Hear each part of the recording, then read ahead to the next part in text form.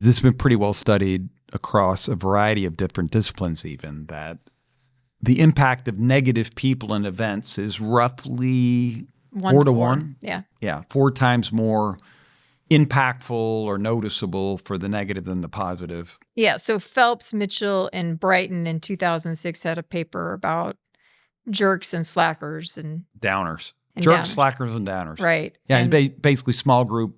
And it's same ratio. You've Team of got 4, one yeah. jerk, they're going to take out 4 Right. people. They don't make 4 people negative, but they get into the heads of 4 good people, happy, content, satisfied people, and they make them have questions.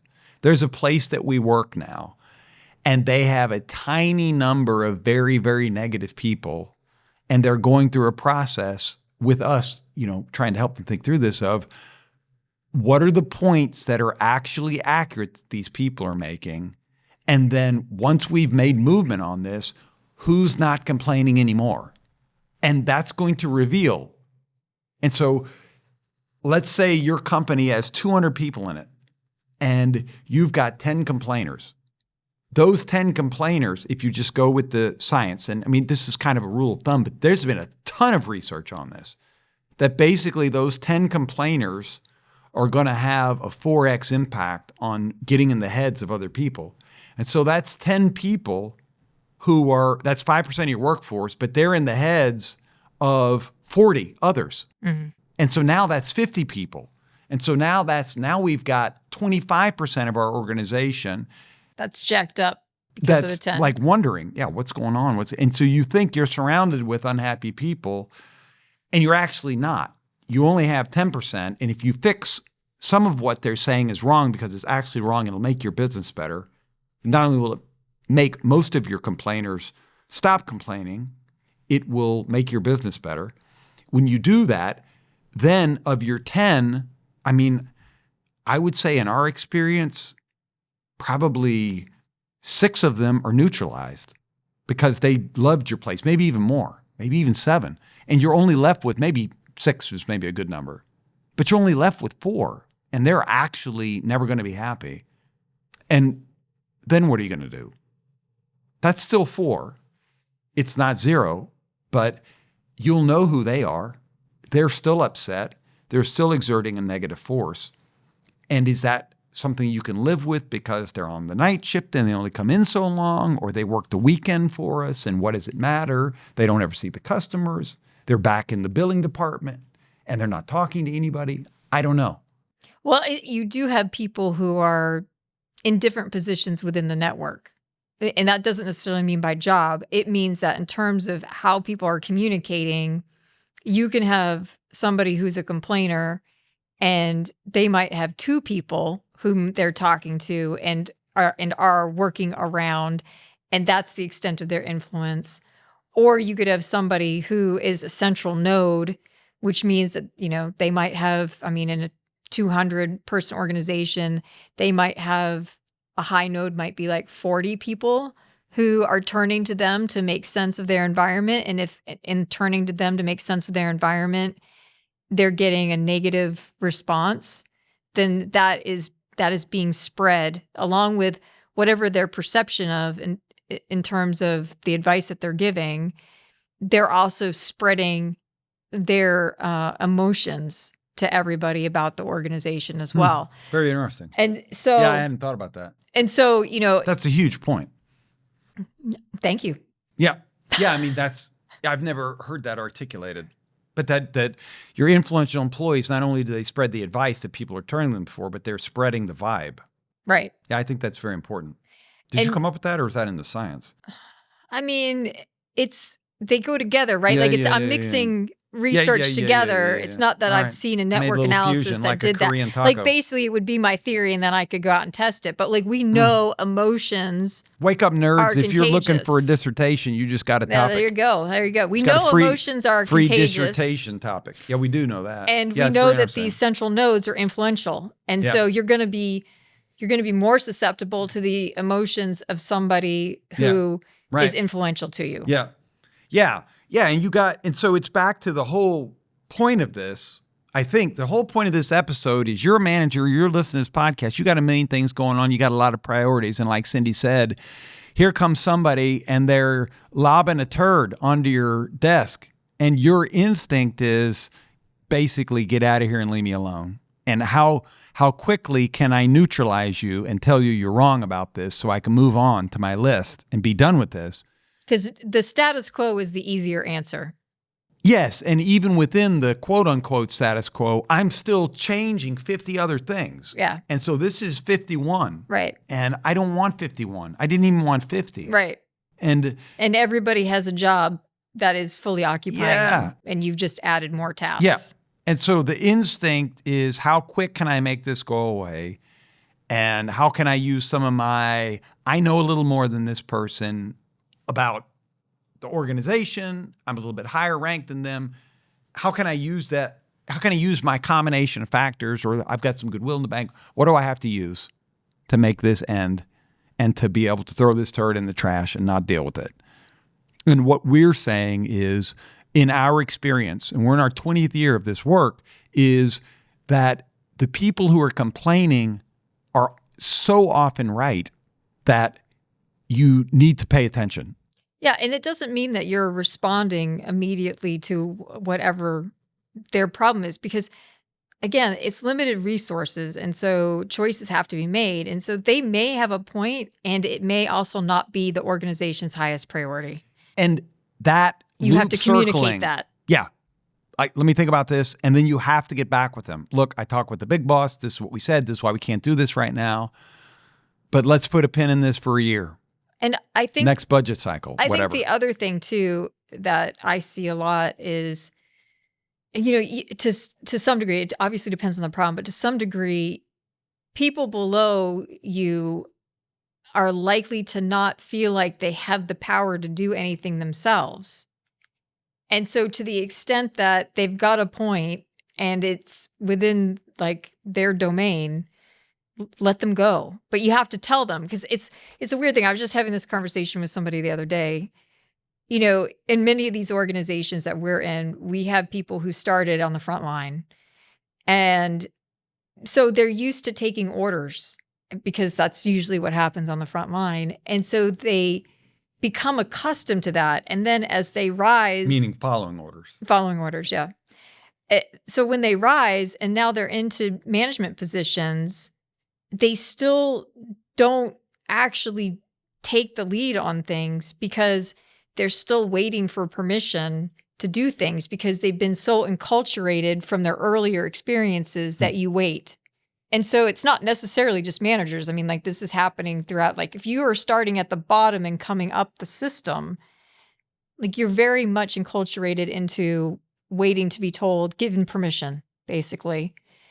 And so for some of these people who are coming in the office, to the extent where it's appropriate and within their capacity, like it's worthwhile for you to think, yes, it's a problem.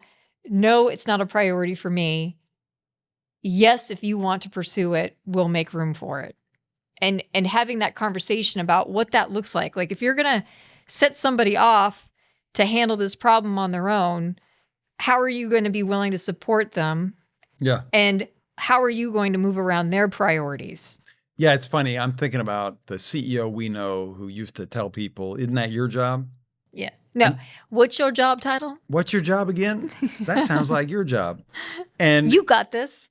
Yeah. And I was thinking as you're saying this, he was actually pretty good at, he never let anybody complain without giving them a job. Mm-hmm. Like, okay. You got this. And they'd complain. Yeah. And he'd literally say, and what's your job title? And then like it would click in their head. Oh, this is actually, took them a little bit, but this is actually under my domain. Like this is actually my job. And then he'd be like, you got this. Yeah. And, we were in two of his places. And they loved him. Yeah. They were both well run. I mean, nothing's ever perfect, but they were both very well run. And he did something about their complaints. Now, it was very much like, okay, well, if this is a big deal, for the stuff that he would agree on, and he would agree on a lot of stuff. Okay, yeah, we should fix that. Talk to me in 2 months. Go try something. Right. Yeah. And you know, so to some degree, what he was doing was basically making people aware, especially on the second organization that he was in, because they didn't know him as to the full length of time, and for a couple of other factors too. But he basically was reminding them of, in a pretty gentle way, like what their job was, and therefore they were empowered to do it. And that's what I'm saying is I think that there are, because I mean we have some people we work with, not like in the business, but like as contractors, like we have some people who have definitely been enculturated into certain beliefs that they've had a hard time breaking out of. So like time off is one, like you don't actually have to tell us, like you're a contractor, right? Like, but do whatever you want. So enculturated in being an employee that this person felt like they needed to be very clear about that. And it, you know, like if we contact you and you're not working, you just say you're not working. Like we honor that. Yeah. And so, and that person has made that transition, but like there are like these things that people get because they're coming up through the ranks, and the way that organizations work, they wind up becoming enculturated by. And one of them is this idea that I have to wait for permission from the boss. And when that happens and the boss, so like as a boss, you need to remember that they just may not, even though they have the job title, they may not realize that they have the authority, that they may not have adapted yet. And so that's when you're sending them away. Yeah. But you know, you have to fix it. Yeah, to fix it. And you have to be careful that like they don't feel like they just got dropped. That's the reason why you have to have the conversation about, okay, yes, this is in your domain, go forth and prosper. But also like, where does this actually sit in your job? Like, how high of a priority is it compared to these other things that you're working on, and making that a little bit clearer so that way they can adapt to, okay, the boss knows I'm not going to get this thing done because I'm working on this thing. Yeah. I'm always surprised how upset people get when they bring ideas and then nothing gets done, when they don't hear back. People are okay with no's with a reason, but they're not with, well, I mean, I told you something and I never even heard. Yeah. I mean, it's because even though we know from our perspective, it's because this person has a job that is taking all of their time, and you have just put another turd on their plate that isn't in their deck of priority. And so, it's probably unlikely to happen, you know, unless like you've identified something that's like really a crisis. But they don't see that from where they're standing. And, you know, like that's one of the things that we do is we help point that out. What they see is, I said something and it didn't have any value because they didn't do anything with it. Right. And that is not true. Right. And then you learn the wrong lesson of I shouldn't go. Right. Yeah. We tell employees all the time, the most important thing for you to do is when you're upset, keep complaining. Because once you stop that, there's a broken communication chain. And the people running this organization, and in almost every place we work, we know all of the senior leaders, because that's part of the job, that we know, as you just mentioned, how busy they are. And if they're not getting the word about some of the things that matter, that are important, that you're seeing, there's a chance that some of it's going to get missed. Yeah, I think that I take a slightly different approach. So, because you don't want employees to become, so for this very topic, right? Like the complainers aren't getting love, right? Yeah. And that's why we're having this discussion. And so it's not so much that you continue to complain, it's that you voice what is happening so that way they're aware. And then, you know, however it happens, whether it gets shot down or you just don't hear anything about it, you have to wait. And then the next time that there's an opportunity, so that way you have to wait so you don't just become the complainer that they're just going to stop listening to in total. Yeah, pick your spot. That you're waiting for there to be an obvious trigger where you're like, hey, you know, I've noticed this. And like, you don't even have to like, and probably shouldn't say, yeah, I brought this up before.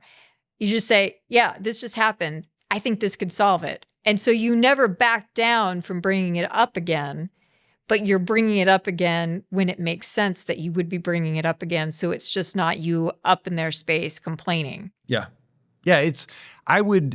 We as the organizational consultants would rather have complaining employees than not complaining employees because when there's actually something wrong. Yeah. Because the chance is slim that the complaining employees will always complain. It's more likely to be an issue they're concerned about. Although, as we mentioned, you do have to do something in the cases where the employees are constantly complaining and they will never be happy. You have to decide what you're going to do about that because of its impact. And we have two different types of those that we do need to just mention. Well, we mentioned the heartbroken lovers.